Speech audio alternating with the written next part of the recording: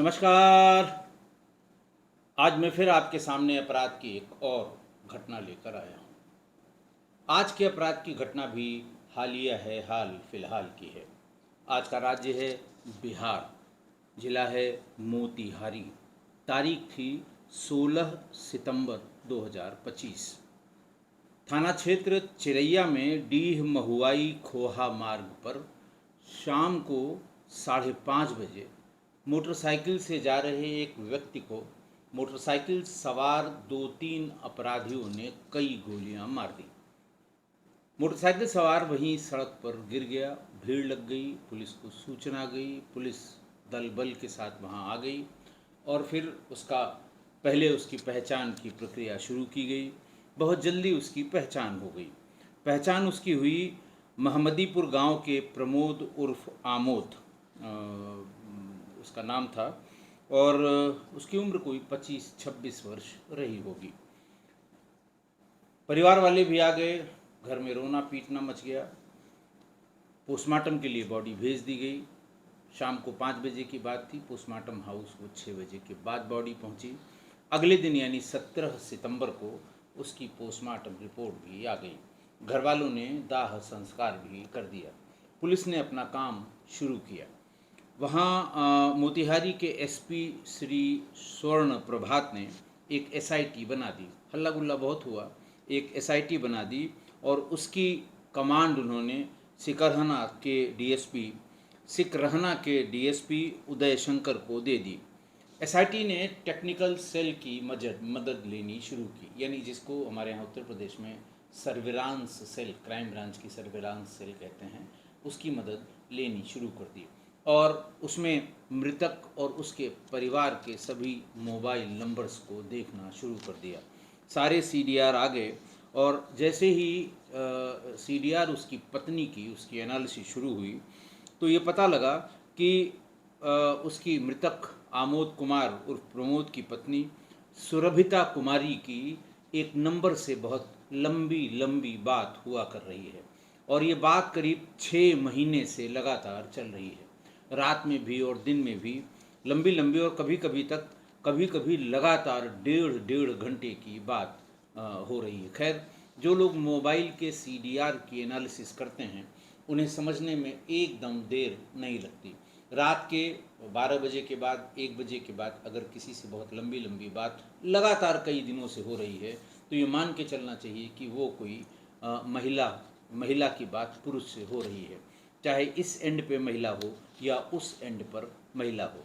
खैर, जैसे ही सब पता लगा, उस नंबर की फिज़िकल वेरिफिकेशन उसका शुरू हुआ और ये पता लगा कि मृतक की पत्नी की बातचीत उसके सगे जीजा के चचेरे भाई विकास यादव के साथ हो रही थी।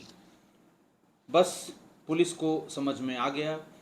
पुरानी सीडीआर निकाली गई और ये पता लगा कि इन लोगों के संबंध लगभग 1 साल से चल रहे थे। बातचीत के आधार पर पुलिस को ये जानकारी हुई और फिर इसी जानकारी के आधार पर जांच को आगे बढ़ाया गया। टेक्निकल सेल से जो सबूत मिले उनसे ये पर्याप्त हो गया था कि कुछ न कुछ बात विकास के पास ज़रूर है जो इस हत्या से संबंधित है। बहरहाल विकास को उठा लिया गया। विकास को उठाया गया। पहले तो वो जैसे सभी अपराधी कहते हैं कि मुझसे क्या मतलब, मैं तो फलानी जगह गया था, मैं उस शादी में गया था, मैं उसकी 13वीं में गया था, दुनिया भर की बातें अपना, या फला मार्केट में गया था, इनसे पूछ लीजिए, उनसे पूछ लीजिए, इस तरह की बातें वो करता रहा। लेकिन जैसे ही जो उससे सीडीआर से मिली हुई जानकारी थी, उससे जैसे ही उसका सामना कराया गया वैसे ही वो टूट गया और उसने पूरी बात बताई। उसने कहा, साहब मैं पूरी बात बताता हूँ, मेरे साथ किसी तरह का कोई ऐसा खराब बर्ताव न किया जाए। उसने बताया कि मेरा आमोद कुमार की पत्नी सुरभिता कुमारी के बीच काफ़ी समय से प्रेम संबंध चल रहा है। उसने बताया कि मैं रिश्ते में उसका बहनोई लगता हूँ, उसके सगे बहनोई के चचेरा भाई हूँ और रिश्ते में वो मेरी साली लगती है। इस वजह से उसके घर मेरा बेरोक टोक आना जाना था। लेकिन फिर ऐसा महसूस हुआ कि घर वालों को कुछ शक हो रहा है, तो हम लोगों ने इधर उधर दूर कहीं मिलना शुरू कर दिया। ऑफ लेट यानी अभी जिस दिन हत्या हुई है यानी 16 सितंबर से एक आध डेढ़ महीने पहले किसी दिन पति आमोद ने पत्नी सुरभिता से ये पूछा कि क्या बात है, ये कहाँ आजकल चला गया है, फ़ोन से बात तो होती होगी। वो चुप रही। खैर उसने उलाहना भी देना शुरू किया और काफ़ी दोनों में आपस में वाद विवाद हुआ कि मुझे सब पता लग गया है वो क्यों आता था और क्यों चला गया। मैं जानता हूँ कि तुम्हारी अभी भी उससे लंबी लंबी बातचीत होती है। मैं उसको गोली मरवा दूंगा। उसने घर में ही घात किया है। वो हमारा रिश्तेदार है। रिश्तेदारी की वजह से कभी किसी ने घर में आने जाने से रोका नहीं और मेरे घर में ही उसने सेंध लगा दी। बहरहाल महिला यानी सुरभिता ने कोई बात आगे की नहीं, लेकिन उसकी चुप्पी से ये बात तय हो गई, आमोद के दिमाग में बैठ गई कि ज़रूर इसका कोई संबंध उससे हो गया है, जो मेरा रिश्तेदार है विकास कुमार से। लेकिन जल्दी ही यानी जिस दिन ये बात हुई शायद उसी दिन रात में या अगले दिन सुबह फ़ोन करके सुरभिता ने विकास को बता दिया कि तुम होशियार रहना, वो तुमको मरवा देगा। उसे शक हो गया है कि तुम्हारे हमारे संबंध हैं। वो भी चौकन्ना हो गया। घर रहना उसने छोड़ दिया, इधर उधर रहने लगा और फिर उसके बाद उसने इसकी प्लानिंग शुरू की कि कैसे इसको रास्ते से हटवाया जाए। पहले तो सुरभिता को उसने बताया कि अब बढ़िया मौका है, तुम फलां जगह मिलो, हम लोग भाग चलते हैं। अगर इस तरह की बात पति से तुम्हारी हुई है तो अब तुम्हारा उसके घर में रहना ठीक नहीं है, हम लोग भाग के कहीं और चलते हैं और हम साथ साथ रहेंगे। सुरभिता ने इस काम को करने से मना कर दिया। उसने कहा मैं कतई नहीं भागूंगी, भागने का कोई मतलब भी नहीं है। अब ये तुम्हारा काम है कि उसको रास्ते से कैसे हटाते हो। उसे रास्ते से हटा दो, वरना एक दिन तुम भी मारे जाओगे और मेरा भी क्या होगा मुझे पता नहीं है। उसने अपने दोस्तों के साथ इसकी प्लानिंग करनी शुरू की। गैंग्स ऑफ वासेपुर उसकी सबसे पसंद की फिल्म थी। अपने उन दोस्तों के साथ जिसने उसने ये शेयर किया था कि मुझे आमोद की हत्या करानी है, उनके साथ बैठकर उसने गैंग्स ऑफ वासेपुर देखी और ठीक उसी तरह से हत्या करने का तरीका ढूंढने लगा। काफ़ी प्लानिंग के बाद आमोद की हत्या के लिए उसने अपने दोस्त गौतम कुमार को 32,000 रुपये दे दिए, सुपारी दे दी कि कैसे भी करके किसी को बुलवा के कहीं भी पैसा ये लगा के तुम उसकी हत्या करा दो, वरना वो हमको मार देगा और हम दोनों फिर एक साथ नहीं रह पाएंगे। बात सुरभिता की कर रहे थे। बहरहाल वो 32 में से 30,000 रुपये आमोद राय की पत्नी सुरभिता ने विकास के अकाउंट में सीधे ट्रांसफ़र कर दिए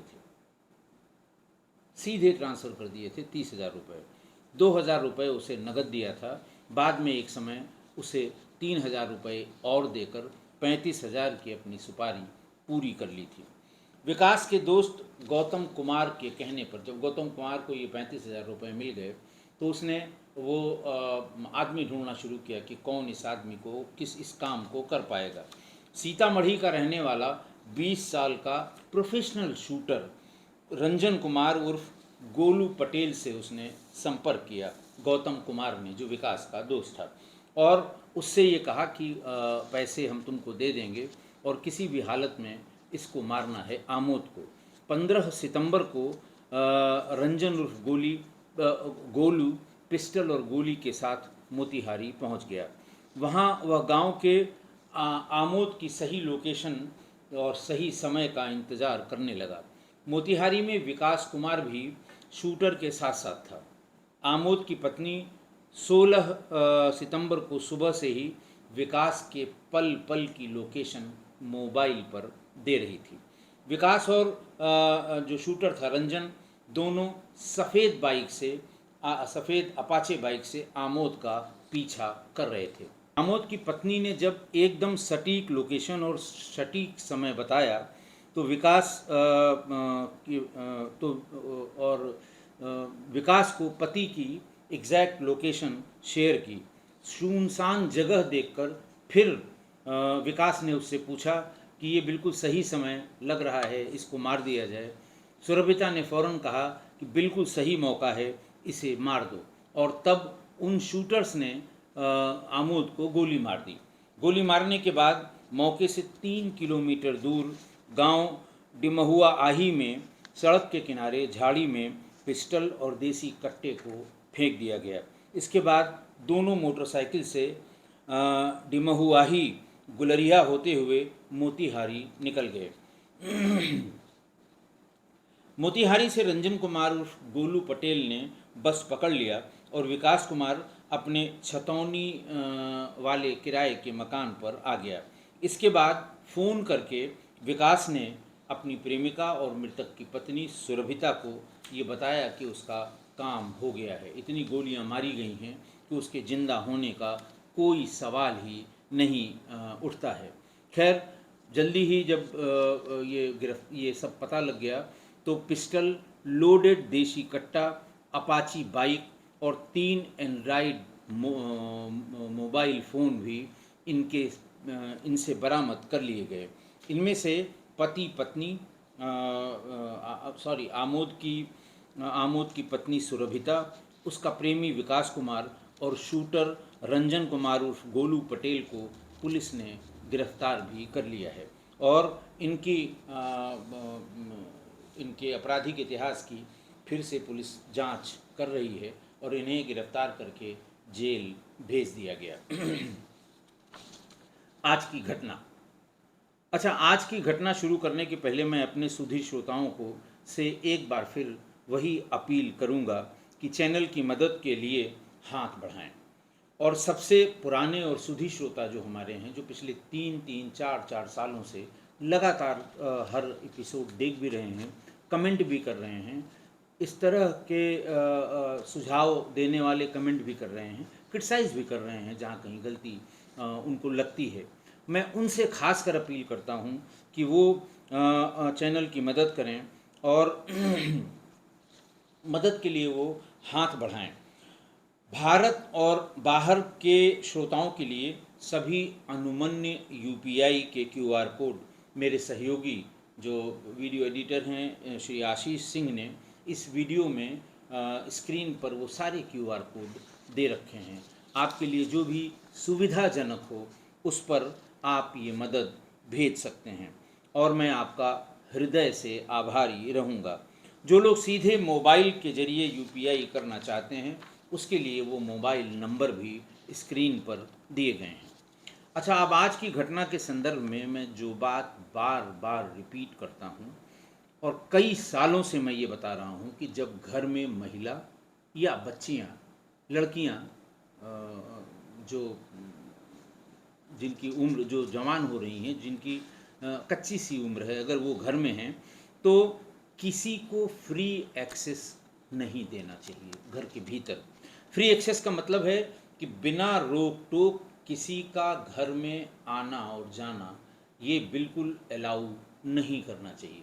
अगर घर में कोई महिला या बच्चियां हैं तो 1-2 बार तो ठीक है, रिश्तेदार हैं तो 1-2 बार तो बात समझ में आती है, रिश्तेदार हैं तो रिश्तेदारी में आएंगे, लेकिन सबकी उपस्थिति में उनसे बातचीत हो, उन्हें खाना खिलाया जाए, मेहमान नवाजी की जाए, रोका भी जाए। लेकिन अगर कोई दिन में 3 बार आ रहा है तो आप ये समझ लीजिए कि आपके लिए खतरे की घंटी बजी हुई है। आज भी यही हुआ।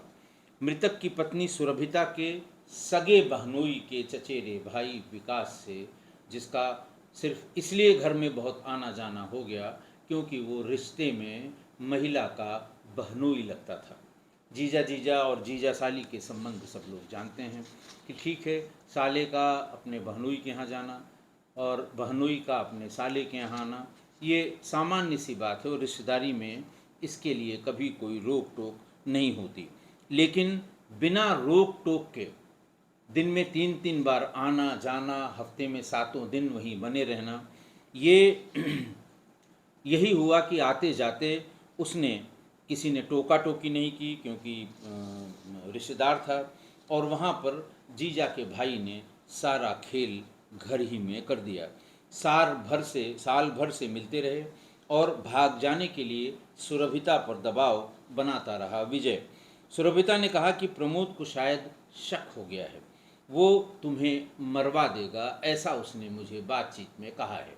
और उसकी बातचीत से लग रहा है कि उसे या तो उसने कहीं देख लिया, उसे शक हो गया, या उसके किसी जानने वाले ने हम लोगों को देखा और उसे बता दिया। इसलिए हम दोनों लोग अगर साथ रहना चाहते हैं तो तुम्हें सबसे पहले उसे मारना होगा। अगर तुम भागने की बात कह रहे हो तो मैं भागूंगी नहीं, तुम उसको मरवा दो ताकि हम दोनों एक साथ रह सकें। खैर, विकास ने अपने दोस्तों को सेट किया, पैसा मांगा, वो भी सुरभिता से लिया, और कई बार प्लानिंग के तहत गैंग्स ऑफ वासेपुर देखी। उसको वो बहुत पसंद थी, उसके दोस्तों को भी बहुत बहुत पसंद थी, और उसी अंदाज में वो आमोद यानी अपनी प्रेमिका के पति को मारना चाहते थे। 35,000 रुपये की सुपारी लेकर 20 साल के एक लड़के को तैयार किया गया। सीतामढ़ी का प्रोफेशनल शूटर था जो पैसा लेकर हत्याएं करता था। तो और फिर उसने अपना काम भी कर दिया। लबे सड़क दिन दहाड़े आमोद की हत्या हो गई। प्रेम प्रसंग में पत्नी और प्रेमी ने मिलकर पति की हत्या करने की ये 27वीं वारदात है पिछले एक साल में, जो मैंने आपको बताई है। पता नहीं कितनी ऐसी हत्याएं हमारे संज्ञान में भी नहीं आई, कहीं पढ़ने को नहीं मिली, किसी ने बताया नहीं। हो सकता है इनकी संख्या ज़्यादा हो, लेकिन 27 वो हैं जो मैंने किस्सा गोई में अलग अलग समय पर आपको पिछले एक साल में ही सुनाई हैं। ये बड़ा खतरनाक ट्रेंड है। नीले ड्रम वाली कहानी आपको पता होगी। वहाँ पर असम मणिपुर में जो उसको सोनम ने अपने पति को नीचे ढकेल दिया। मेरठ में जिसने अपने पति को सांप से डसवाने का ड्रामा किया। इस तरह की कहानी शहर दर शहर अब रिपीट हो रही है, जिसमें पत्नी जब शादी होके आई लेकिन प्रेमी ने न उसका पीछा छोड़ा, न पत्नी ने प्रेमी का पीछा छोड़ा, और फिर दोनों को एक साथ रहने की ललक ने पति की हत्या करा दी। ऐसी ये 27वीं आज की घटना मिला के ये 27वीं वारदात है। बहुत ही खतरनाक ट्रेंड है ये समाज में, नया ट्रेंड है लेकिन खतरनाक बहुत है।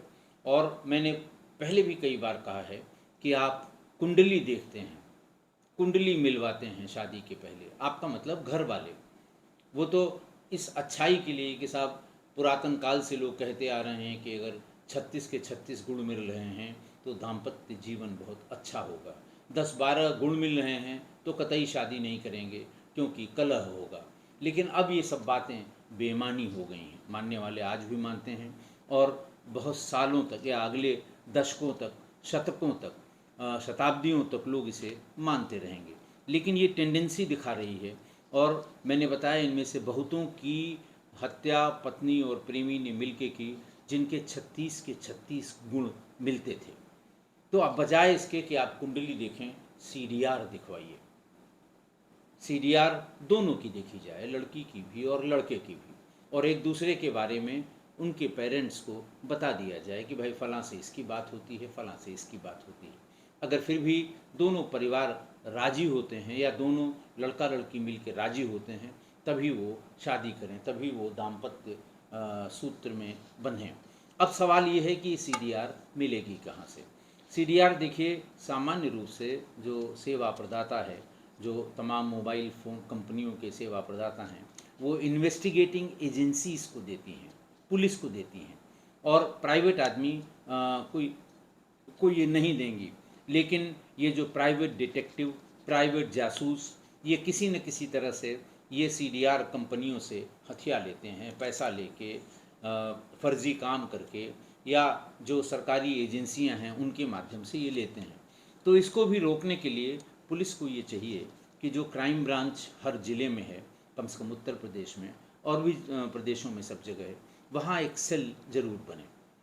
लेकिन इसके साथ साथ इसका दुरुपयोग रोकने के लिए भी प्रयास किए जाएं, ताकि अगर कोई भले मानुस ये चाहे कि भाई फलां लड़के से हमारी लड़की की शादी हो रही है या फलां लड़की से हमारे लड़के की शादी हो रही है, इसके ये मोबाइल नंबर हैं, कृपा करके ये देख कर बता दें कि ये इन दोनों में से किसी का पहले तो कोई संबंध नहीं है। अगर ये जिला स्तर पर पुलिस ऐसा कुछ कर पाती है मदद के लिए, लेकिन इस राइडर के साथ केस का दुरुपयोग नहीं किया जाएगा, तो अगर ऐसी कोई मदद हो पाती है तो आप यकीन मानिए ये थोड़ा सा स्थायित्व दाम्पत्य जीवन में जरूर आ जाएगा। आशा है आप मेरी इस बात से सहमत होंगे। आज के लिए इतना ही। बहुत बहुत धन्यवाद।